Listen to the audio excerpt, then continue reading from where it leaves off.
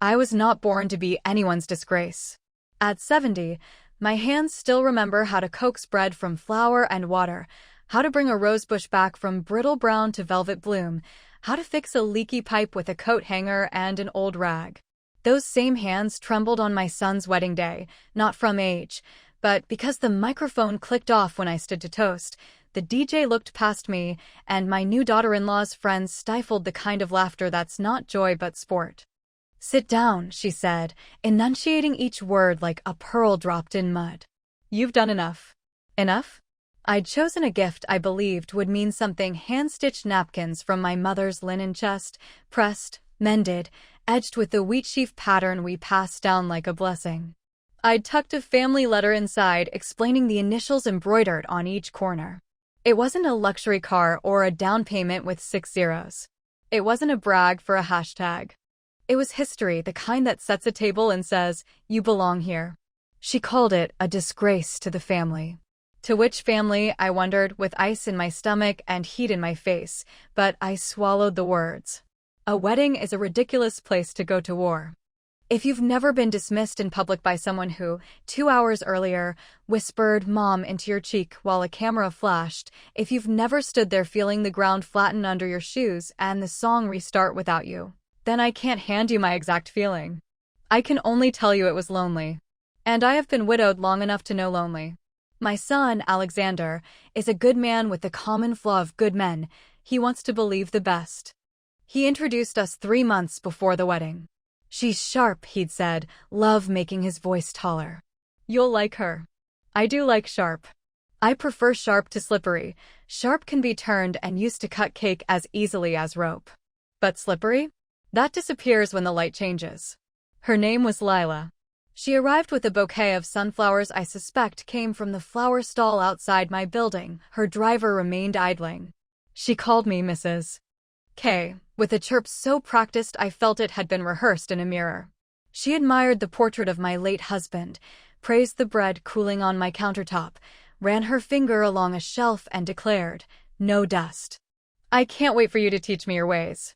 By your ways, she did not mean how to knead dough. The wedding was a theater of silk and choreography. Doves flapped at the exit like an expensive metaphor, and a quartet played a modern song as if they'd discovered the notes beneath a chapel floor. On cue, I reached for the microphone. On cue, she shot me a smile that lifted only one corner of her mouth. On cue, the microphone went dead. "Let's keep the energy up," the DJ announced, slicing my turn with a new beat. "Time for the bridal party." I know what it is to live through a small death, the death of a moment you looked forward to for months. You do not clutch your chest and faint. You keep breathing, each breath a coin you spend on calm. You sit. You watch your son be twirled away. Later, while the servers cleared glass and confetti frothed around people's ankles, she drew me aside. "Alex got you a seat at the main table," she said, glancing at my place card exiled 2 tables back. "But I told them to reassign it. Optics." "You understand." I didn't. Not at first.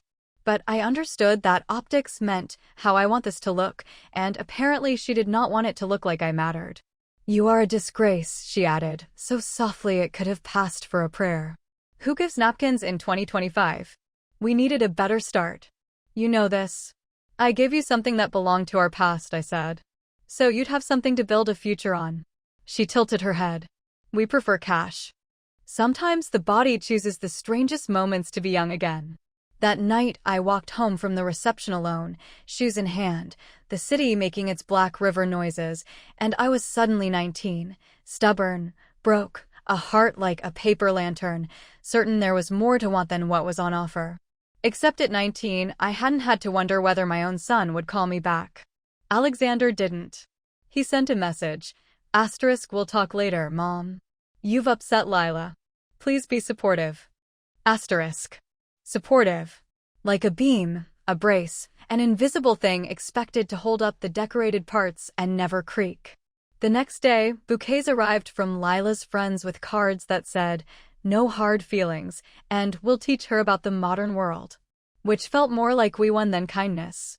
Meanwhile, the wedding planner texted a link to a photo album in which I appeared only once, blurred and bending to pick up a dropped fork. I baked. I put cinnamon in the dough to sweeten the air and opened the kitchen window so the neighborhood children would smell it on their way back from school. When they did, they rang the bell, first timid, then bold, and I sliced warm pieces for them on napkins considerably less antique than the ones I'd given Lila. They ate and told me about their teachers and showed me the way a tooth wiggles before it lets go. Children, unlike adults, don't narrate your worth. They accept your offerings and say thank you, and then ask if they can have more. 2 days after the wedding, Alexander came by alone. He stood in the foyer, hands in his pockets, the way he did when confessing teenage mistakes. "Mom," he began, "the gift, it put Lila in a tough spot." "Which spot would that be?" I asked, "between gratitude and decency?" "Please don't," he said. She felt judged. I felt erased. He took a breath, let it out slow. "We're trying to start right. She has her own expectations about family roles. She thinks you might be old-fashioned." I tried to picture the role where a 70-year-old mother stands when her son needs help and where she disappears when a photograph is taken. It was a peculiar stage direction. I made tea. I made the kind he likes, strong but gentle, leaves scalded with water that hasn't quite sung. He was jarred by my steadiness in a way that made me want to hug him and shake him both. "Lila's under a lot of pressure," he said. "Her mom is back in town." "Is she?" I said, the sentence a smooth stone I dropped without a splash. Here's the moment in which the story began to change. 2 weeks later, my friend Nora called. Nora runs the corner bakery where everyone in our neighborhood goes for day-old loaves when the grocery budget is doing its arithmetic out loud. I am very good at day-old loaves. My oven makes them seem freshly born. Nora's laugh is the kind that can interrupt a thunderstorm. "You'll never guess who asked me for your bread recipe," she said. "Who?" "A woman whose eyes run like I've seen them in the paper. She has a daughter engaged to a man named Alexander." My heart put on boots. "Describe her." "Tall. Cheekbones you could hang jewelry from. Smile like a made-for-TV special. She ordered 3 eclairs without blinking and set them down without eating, like props." I went to the bakery. I did not run, but if my steps had been any more purposeful, someone might have asked whether I'd left something on a stove. She was there at the table by the window, where people like to pretend they read but watch themselves reflected in the glass.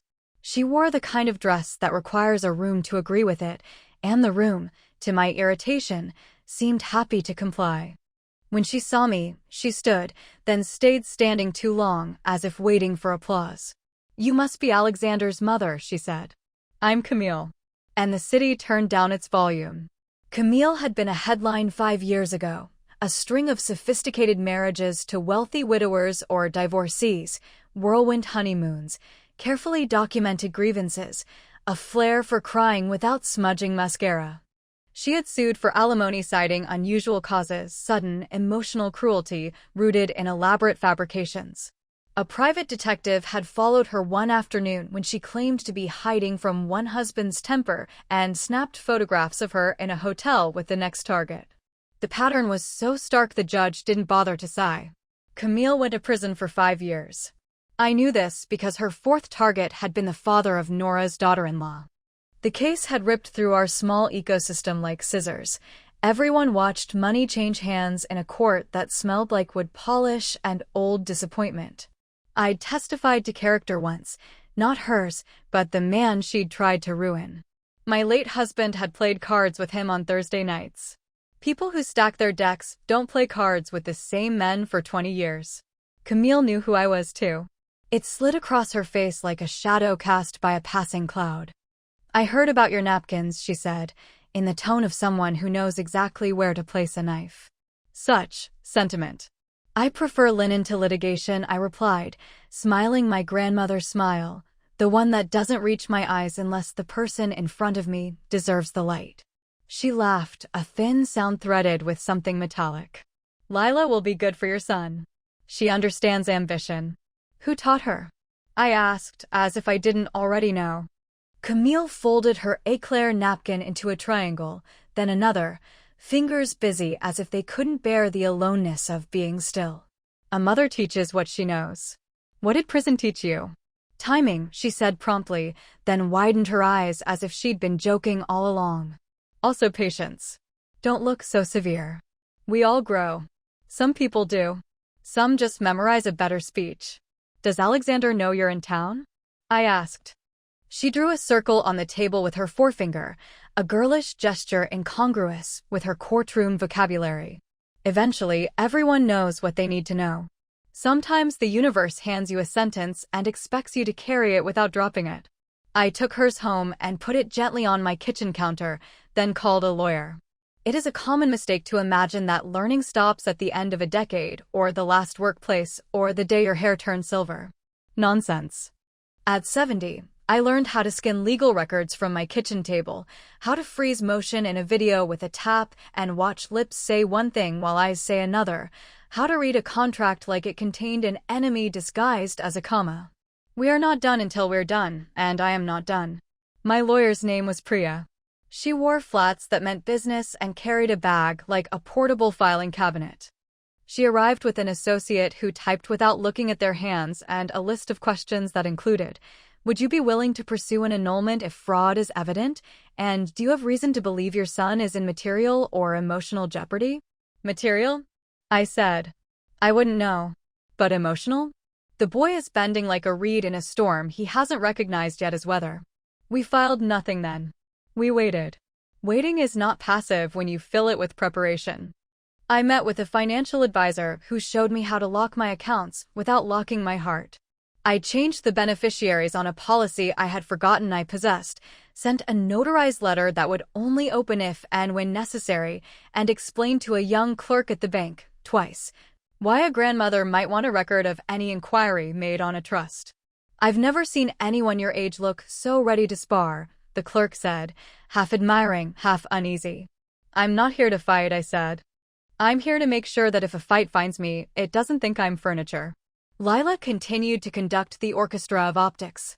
There was a redecorating of their new apartment that seemed more like staging than living. There was a dinner I hosted for both families to soften the sharp edges. Alexander arrived late, kissed my cheek, avoided my eyes when I asked where Lila was. She came half an hour later, smelling like a short-term lease on expensive perfume, trailing Camille. Surprise, Lila said, the word heavy with the idea that only she loved pragmatism enough to invite her mother to my table without warning. Sit, I said. Eat.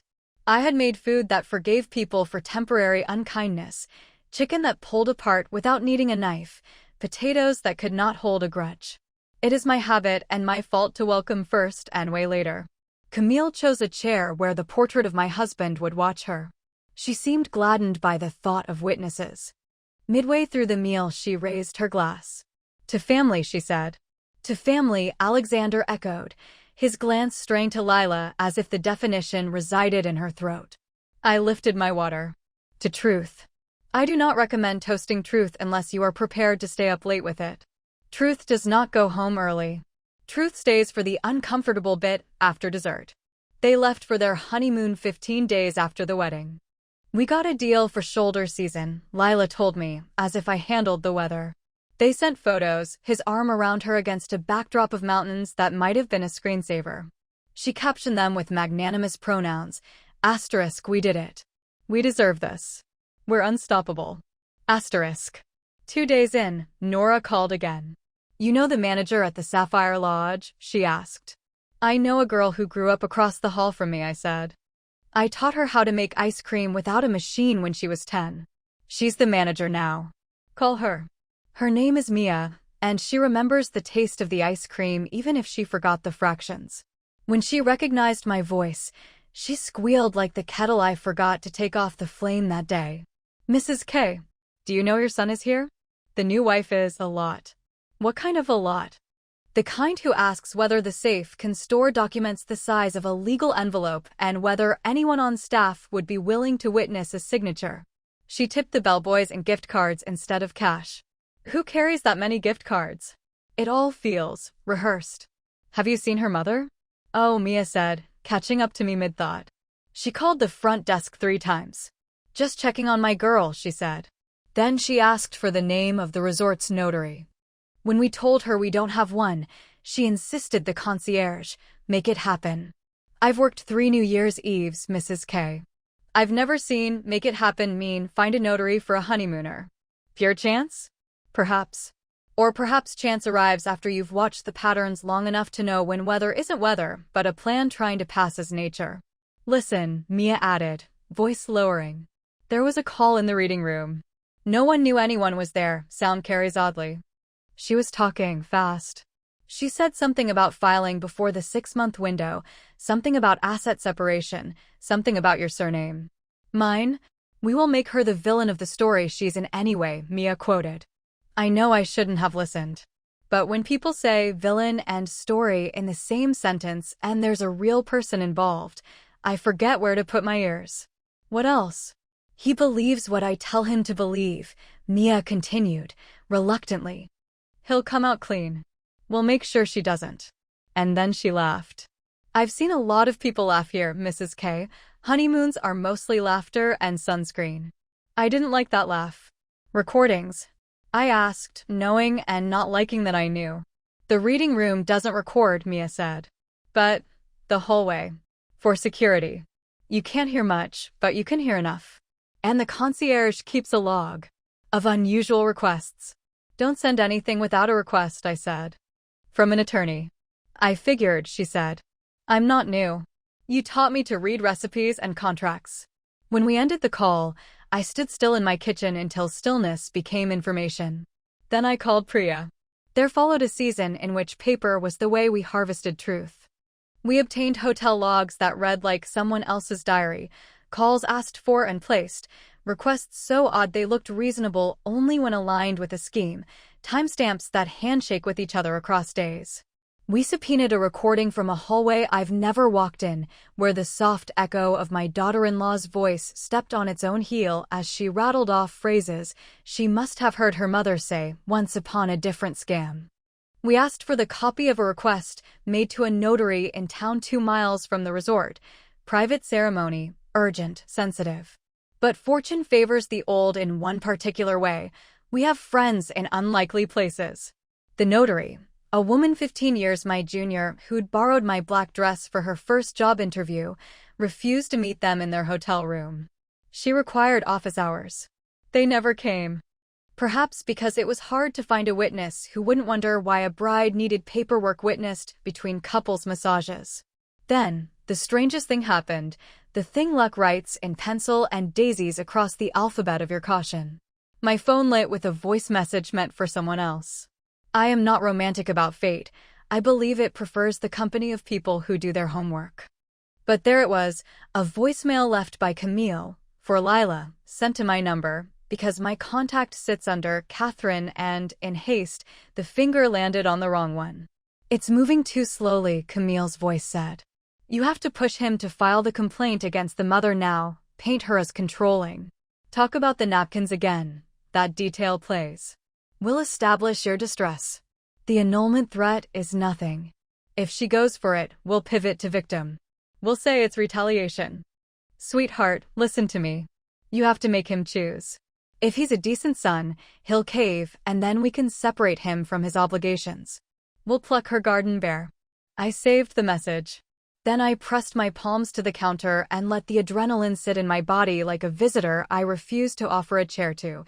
When fortune chooses to hand you proof, she hardly ever does it twice. You pick it up the first time. That afternoon, Priya sat at my table and listened to the message twice to be sure she heard what she heard. She called a man who calls a judge who answers on the second ring because those two once survived their first years of law practice together and know the flavor of each other's panic. She composed something with footnotes and fury and handed me a pen.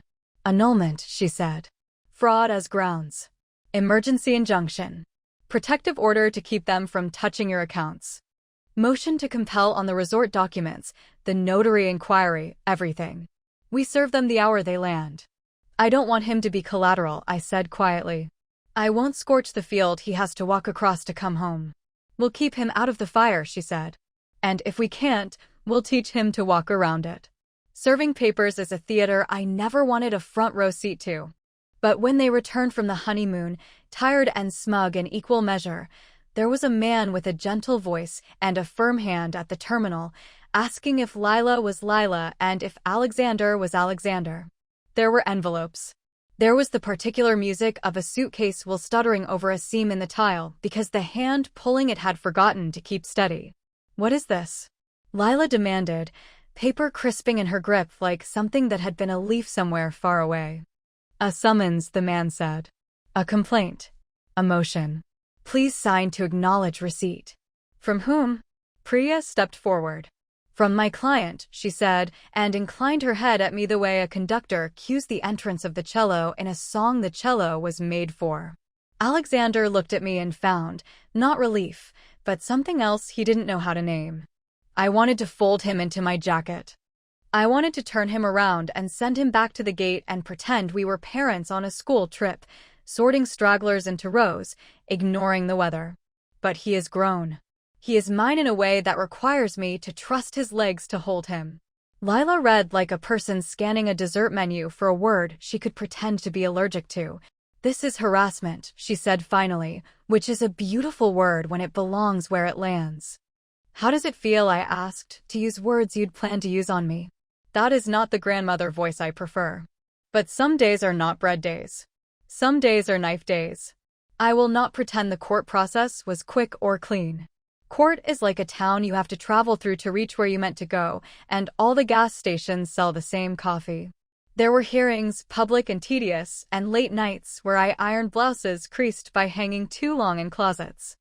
There were mornings where I was 70 and mornings where I was as old as the stairs. Priya prepped me like a soldier.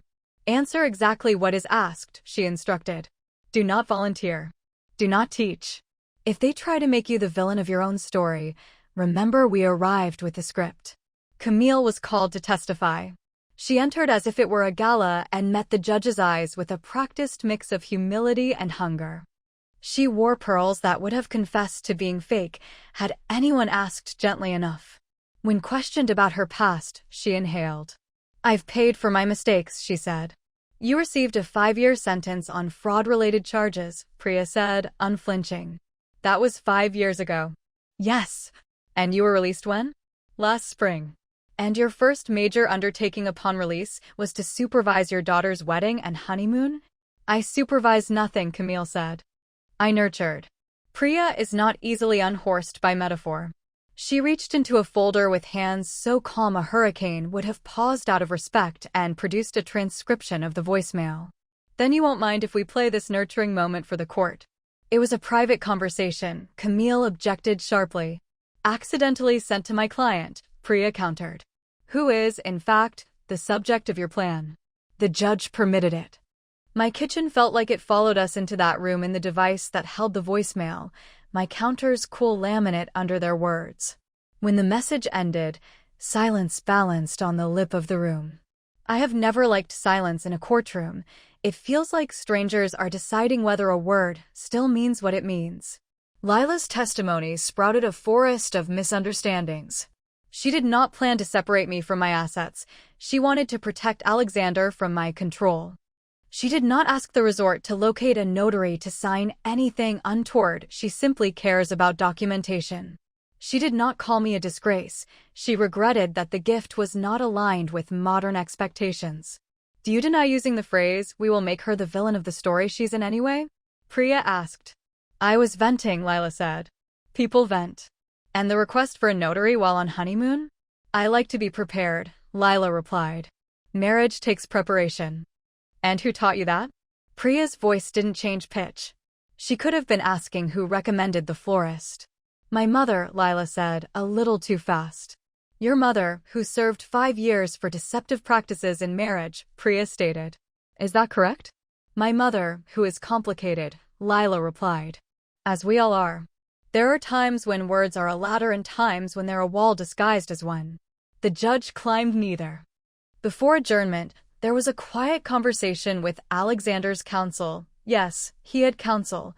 This is the way of these things, the way people in a family have to hire third parties to translate love into arguments. They talked about annulment on the grounds of fraud in the inducement. They spoke of intent to deceive at the time of the marriage, of a mother's advice that rose to the level of conspiracy, of protectiveness disguised as prejudice. Days stapled themselves into weeks. The court assembled a timeline using our paper harvest, the voicemail, the resort logs, the notary's record of a request that seemed allergic to daylight, and a handful of social media posts that made Lila's enthusiasm for optics ping like a metronome. In the end, the court flensed the mess with a clean, careful knife. The marriage was annulled on grounds of fraud. The judge's voice was steady as he said it, the kind of steady that tells you a person has chewed the gristle and won't make you watch. Lila received 3 years probation on charges related to attempted fraud and conspiracy with a previously convicted individual. Camille returned to prison for 2 years on a parole violation and an additional charge the prosecutor articulated with a small, exhausted flourish. The courtroom did not cheer. It is not that kind of theater. Inside me, a bell rang once, a clear note that felt less like triumph than like a pause between storms. When the paper settled like snow and stopped blurring the shape of our lives, I went home and did the most ordinary thing I could think of. I made soup. Carrots, onions, a handful of lentils, bay leaves. On nights when justice has folded its robe and gone home, the only robe I want is my kitchen apron. The doorbell rang. It was Alexander. He did not speak at first. He stood just inside the door and stared at the portrait of his father the way a boy looks at a map. When he turned to me, his face had lost a layer. "I'm sorry," he said. "For what?" I asked, though of course we both knew.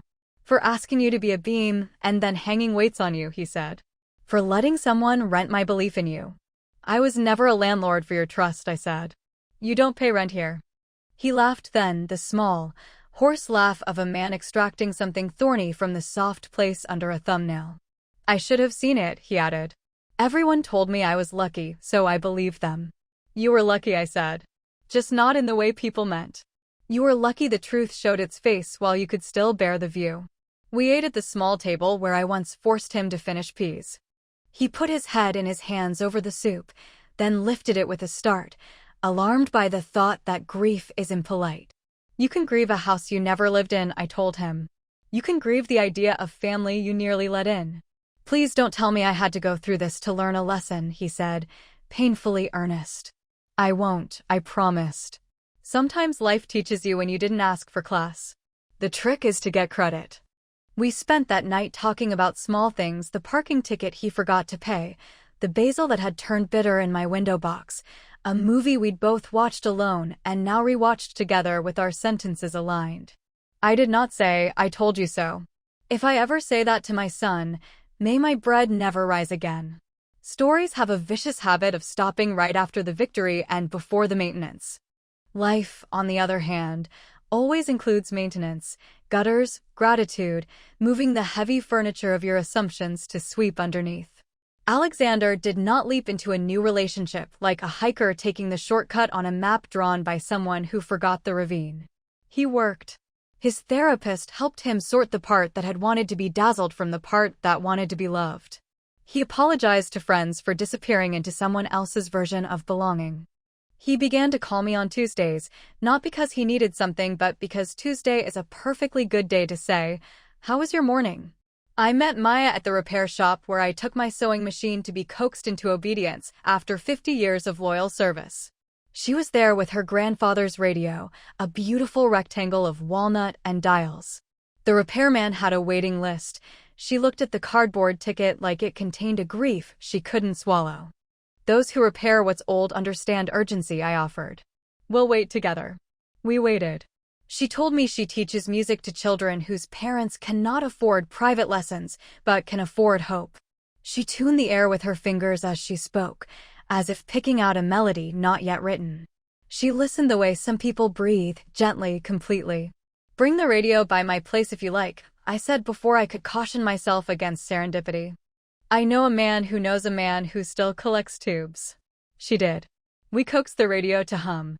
When the first warm sound rose from the grill, her face altered. There are expressions the face saves for when it receives proof that care is not wasted. I made tea. She drank it gratefully, not accusingly. In time, her path crossed Alexander's, because in a small city all straight lines eventually curve into each other. I did not press. I introduced them at a block party where the lemonade was too tart and the conversations were not. He asked about the radio. She asked about the basil, as if someone had told her plants were the mirror of the people who nurture them. They didn't fall in love. They built toward it with the kind of tools that don't click loudly in the pocket: patience, humor, the ability to lose a game without reassessing your worth. The first time she came to dinner, she brought bread she'd baked herself. It was imperfect. It leaned. The seam had burst 1 inch from the bottom like a child's shy smile. She placed it on my table with a quiet pride I recognized with my oldest instincts. Lila would have brought a receipt. "Is this okay?" she asked. "It's better," I said. Months later, when Alexander asked my opinion about proposing, I told him this: a worthy bride is not the one your friends admire, but the one your mistakes feel safe around, and whose mistakes feel safe around you. Marry the person you can build a small, ordinary day with, even when the extraordinary has gone home. He married Maya on a windy afternoon in our community garden. The vows were their own. The music was provided by 3 of her students who squeaked on violins like birds determined to become airplanes. The napkins on the table were mine, the old ones, edges freshly mended. Their initials A and M waited for cake crumbs like 2 people who have decided to gather sweetness and keep it. There were toasts. The microphone worked. When it was my turn, I held the mic as if it had weight. It did, and said only, "May your home be a place where disappointment does not turn to contempt. May your kitchen make soup when justice is tired. May your love recognize what it owes to those who loved you before you were interesting." Afterward, Maya took my hand. "Thank you for letting me in," she said. "Thank you for arriving," I answered. Camille requested a visit before she returned to prison. Her lawyer reached out through Priya, the request wrapped in civility like a bomb inside a bouquet. "You don't have to," Priya said. "Closure is a myth sold by people who don't know maintenance is the point." "I know," I said. "But I want to see the person who taught my son what love isn't." We met in a small room with furniture designed to be uncomfortable in every direction. She was less polished without the city to lacquer her. The pearls, if present, hid under cotton. Still, there was that posture, the sense she expected a spotlight to find her regardless of the ceiling. "You won," she said, as if admitting defeat cost interest. "No one wins in rooms like this," I said. "People just stop losing for a while." She shrugged. "You could have let it go." "You could have," I said, "a long time ago." "You have what you want," she said. "A good wife for your son. A narrative that flatters you. Napkins." She made the last word sound like a diagnosis. "Do you know the gift of napkins?" I asked. "They are beautiful and useful. You stain them, you wash them, you mend the edges, you use them again. That is the rhythm of care." "Care is a tax," she replied. "On women." "It can be," I said. "It can also be a currency that buys more of what is rare: trust, time, safety. You taught your daughter to spend care on surfaces. I prefer to save it for the soft parts of a person." "She's not me." "She could have chosen not to be," I said. "I hope she still can." For a moment, one breath, the face she wore when the headlines were not looking slipped, and I glimpsed a smaller person inside the scaffolding, shivering. Then it was gone. She leaned back. "Tell your son," she said, as we stood to go, "that he'll always choose a mother like you over a wife like anyone else. He'll never belong to another woman." "Alexander belongs to himself," I said. "That's the point. That's the only way any of us belong to each other properly." I walked out lighter. Not because I'd forgiven her. Forgiveness is too big a word to toss into rooms with fluorescent lights. But because I had said the thing I needed to say, that possession and love come from different kingdoms and use different passports. In the weeks that followed, my life resumed its ordinary scrapes and sweetness. I taught 2 of Maya's students to bake bread and watched them learn how patience tastes when the crust cracks. Tuesdays with Alexander became a ritual. We discussed the basil. It recovered. We discussed the car. It did not. Repair is a dance with entropy. Sometimes entropy leads. I kept the napkins on the table for a month after their wedding, as if the cloth could learn the new names in the house. I mended a new tear and did not sigh. Cloth rips where life is busy. So do people. Nora's bakery expanded. She added a shelf of secondhand cookbooks under the window for people who like to read recipes the way some people like to read biographies, to see what becomes of ingredients when mixed carefully. Mia at the Sapphire Lodge sent a postcard that said, "We switched to a new concierge log." We added unusual love as a category for those who show it at inconvenient times. Priya came by for soup one evening, tired and satisfied the way only a person who has pulled a heavy thing across a finish line is. "You know," she said, spoon lifted like a punctuation mark, "this isn't my happiest victory." "No?" I asked. "No," she said, smiling. "My happiest victory was teaching a client to lock her accounts and open her heart at the same time." I looked at my table, scratches, stains, initials. If anyone had asked me on the night of the first wedding whether there would be a second ceremony at which I would not feel like a piece of furniture, I might have laughed and then gone upstairs to cry in quiet. We get to be wrong. The sun does not take the day off because we misjudge the weather. Some nights, when the city switches to its softer hum, and even the teenagers who test gravity under the streetlight decide they've been sufficiently reassured, I sit with a pen and write letters I don't send. I wrote one to Lila. "Dear Lila, *, no one benefits from being forever cast as a villain. Not you. Not me. Not Alexander. I know you might not read this even if it leapt into your lap and danced. But if you do, know this, you are wrong. You are wrong to call me a disgrace for giving you a gift that asked you to sit at a table where other women had sat and decided to keep a family going. But your worst wrong was forgetting what a gift is. Not money, not optics, not a receipt you can post. A gift is a promise to try. *. I hope probation gives you time to notice what you wanted from marriage that had nothing to do with money. I hope you find someone who wants to sit at a table with stained napkins and discuss the basil. I hope you learn how to avoid people who promise to teach you patience by stealing your time. *.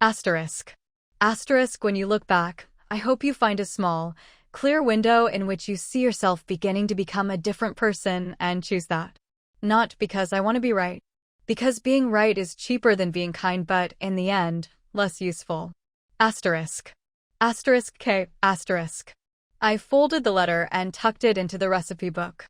If someday I need to remember that mercy is a spice I want in my kitchen, I'll find it there. If you have followed me this far, you know I'm not a heroine. I'm a grandmother who keeps her napkins, who keeps the voicemail where it belongs in a file labeled with a date and not a vindictive name, who keeps promises, who keeps learning new tricks with old hands. I keep the memory of that moment at the reception when the microphone died and I said nothing. I keep it because it taught me not to perform hurt for people who applaud cruelty. I keep the bakery window where I first saw Camille, and the way the light doesn't flatter or judge, it simply makes faces visible. I keep the sound of Maya's students squeezing their bows too tight and still producing a sound like hope heard from the next room. I keep the look on Alexander's face the day he realized being wrong doesn't disqualify you from being good. We measure families by the objects we pass down only because objects are easier to store than choices. But it's the choices that weave us together, who we invite in, who we escort out, which doors we lock, which we prop open with a shoe so a breeze can find us. At 70, I know this. You cannot be a disgrace to a family that chooses grace. The opposite of disgrace is not applause, it is steadiness. On our refrigerator, mine and the refrigerator that will be ours as long as gravity keeps the milk in its place, there's a photograph taken at Alexander and Maya's wedding. It's not centered. A student's thumb smudged the corner. The napkins look rumpled because people have already eaten and life is always better slightly after. In the background, there's a basil plant that refuses to pretend it didn't suffer and then recover. In the foreground, there are hands. Not trembling. Not raised to defend or plead. Just reaching for cake and then for each other, which is the only reach that matters. People tell me I am lucky. I do not argue. But luck had help. It had Nora with her bakery laugh. It had Mia with her concierge ear. It had Priya with her flats and her file folders. It had a notary who remembered that signatures matter more when they're not rushed between massages. It had a city that, despite its vanity, still makes room for humility. It had my mother stitch holding together a small corner of cloth that had frayed from use and time, and the occasional guest who forgot the difference between a napkin and a handkerchief. It had me, who refused to be a disgrace not by shouting but by staying, and by knowing when to call a thing by its right name, and by learning, late and sufficiently, how to fight in rooms where bread does not rise. Some evenings, after dinner ends and the dishes are stacked like size we are willing to make, Maya and I take a walk. We circle the block, check the progress of flowers in the community garden, wave to children drawing tic-tac-toe boards on the sidewalk with chalk that turns their knuckles pastel. Sometimes Alexander comes too, and sometimes he stays back and plays a card game with friends the way his father did, steady as a clock that refuses to hurry. When we come home, the house smells like soup or cinnamon. I smooth a napkin. I ask who wants tea. I look at the portrait of my husband and tell him quietly that, today, our boy did not need us to be furniture. Then I go to bed 70 and not finished and sleep the way people sleep when the story they are in has stopped trying to make them the villain and started admitting what they were all along, a person inconveniently full of love, making the world steady by refusing to move. And that, I have learned, is the gift. Not expensive. Worth everything. My grandmother told me this story. Thanks for watching this video. Bye bye!